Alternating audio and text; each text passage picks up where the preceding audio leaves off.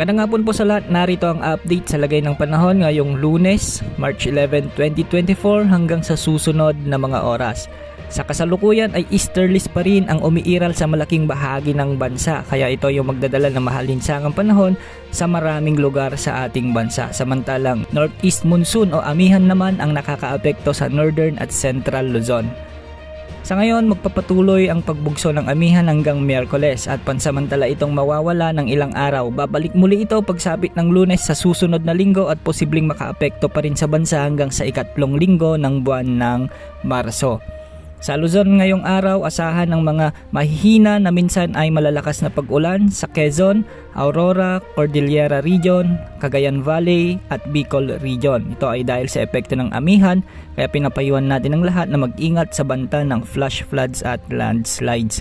Sa Metro Manila, asahan naman ang maalinsangang panahon at posibleng umabot sa 38 degrees Celsius ang madadamang heat index.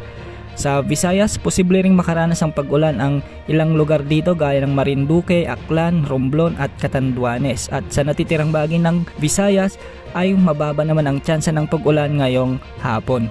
Posibleng umabot sa 38 to 40 degrees Celsius ang mga probinsya ng Capiz, Iloilo at Negros provinces ngayong tanghali hanggang hapon. Samantala sa Mindanao, magiging bahagyang maulap naman na may mga minsan ay mahihina at malalakas na pag-ulan sa may Cagayan de Oro, Zamboanga, Cotabato at Dinagat Islands at minsan sa eastern portion ng Mindanao. Ang mga pag-ulan na ito ay dahil pa rin sa umiiral na easterlies. Ngayong araw nga ay posibleng pumalo sa 41 degrees Celsius ang mararamdamang heat index sa may General Santos City. Ito yung nasa danger level na kategorya ng pag-asa.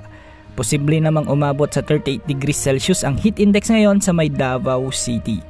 At wala rin tayong inasahan na anumang sama ng panahon, low pressure area o bagyo na pwedeng makaapekto sa ating bansa hanggang sa mga susunod na araw.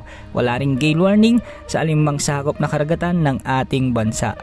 Yan ang latest sa lagay ng ating panahon. Ito po ang weather update ng bayan. Maasahan anumang panahon.